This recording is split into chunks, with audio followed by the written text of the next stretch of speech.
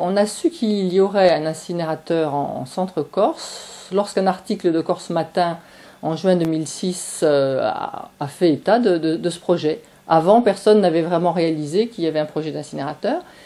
Eh bien, la décision, en fait, appartenait à l'Assemblée de Corse, elle, qui a voté un plan qui a été élaboré à la fin des années 90, validé par les services de l'État dans les années 2000. Et en fait, en 2002, la CTC, la collectivité territoriale de Corse, a voté ce plan avec un incinérateur.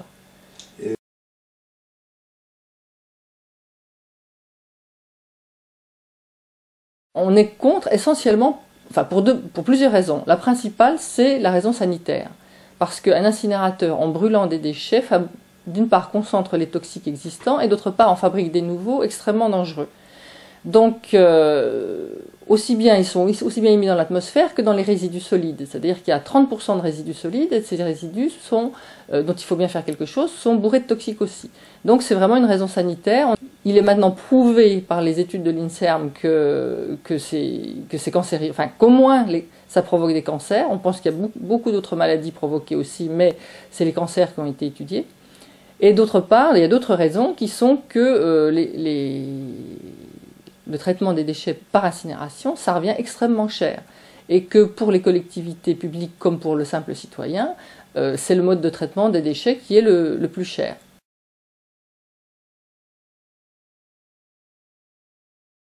Même s'il est aux normes, un incinérateur pollue. Donc ça, il faut le savoir. Et grosso modo, un incinérateur tel qu'il est prévu au centre Corse, pour 160 000 tonnes de déchets par an, ça vous fabrique à peu près 1 million de doses toxiques émises dans l'atmosphère par an. Toxiques, je parle de la dose qui a donné le chloracné au président géorgien, là, qui avait été plus ou moins empoisonné par le KGB, ou le successeur du KGB. Donc c'est effectivement, même aux normes, un incinérateur pollue gravement. Et le problème, c'est qu'ils sont très mal contrôlés. Vous avez 2 contrôles par an de 2 fois 8 heures. Pendant ces 2 fois 8 heures, l'incinérateur doit être aux normes. Tout le reste du temps, c'est-à-dire 98% du temps, eh bien, vous pouvez faire ce que vous voulez.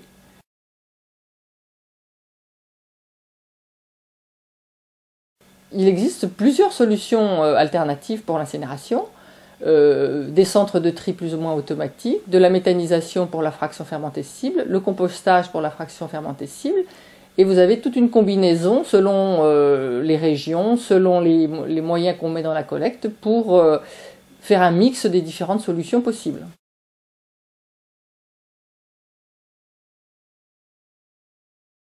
Ça coûte beaucoup moins cher. En investissement, ça coûte de toute façon moins de moitié moins cher.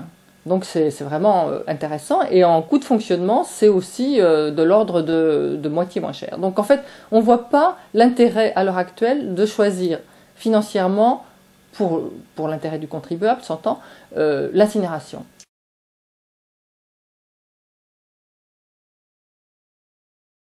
L'intérêt, c'est l'intérêt des compagnies qui traitent les déchets par incinération. Parce que quand vous avez un incinérateur, étant donné qu'il doit fonctionner à pleine capacité pour des raisons techniques, eh bien les collectivités s'engagent sur un tonnage pour 20 ou 25 ans, durée du contrat.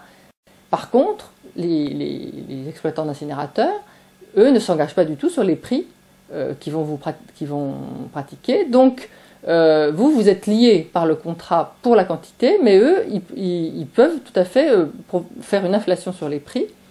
Il y a un exemple qui était très bien décortiqué par un ingénieur à la retraite qui avait le temps de se pencher sur les contrats, sur les coûts, sur le fonctionnement du syndicat local.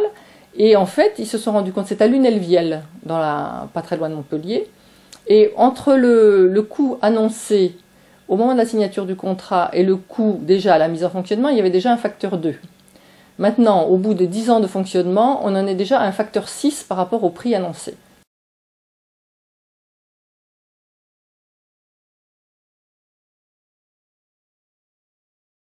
On nous dit qu'il y aura un appel d'offres, etc.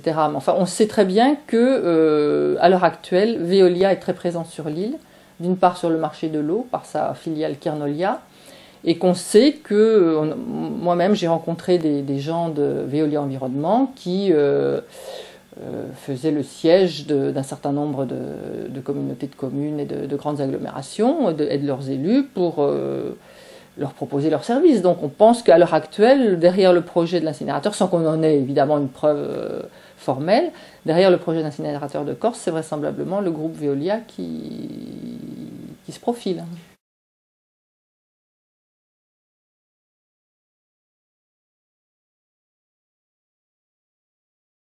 Il y a un plan qui a été donc voté par la collectivité territoriale de Corse, qui s'appelle le PIEDMA, le plan interdépartemental d'élimination des déchets ménagers et assimilés, c'est son nom. Et pour appliquer ce PIEDMA, l'Assemblée de Corse a mandaté un syndicat. Ce syndicat s'appelle le CIVADEC. Donc pour l'instant, il regroupe un certain nombre de collectivités sur la Corse. Ce syndicat a donc annoncé par la voix de son président qu'il abandonnait l'incinérateur. Mais le gros problème, c'est que pour l'instant, il ne veut pas demander la révision du PIEDMA, ou en tout cas, il ne fait pas ce qu'il faut pour réviser le plan. Et tant que le plan est en vigueur, c'est l'incinérateur qui est prévu. D'autre part, ils ne font pas d'études alternatives. Donc, il a beau dire « je vais abandonner le plan, je vais abandonner l'incinérateur », s'il ne prévoit rien d'autre, qu'est-ce qui va se passer? Il va se passer qu'on va laisser se remplir les décharges actuellement autorisées et qu'au bout d'un certain temps, vraisemblablement les services de l'État vont dire « attention, attention, les décharges sont pleines, il faut faire quelque chose ». Eh bien, on a un plan disponible, la solution qu'on va appliquer, c'est celle de l'incinérateur. Et tout va partir à l'incinérateur. Voilà, c'est ça notre souci.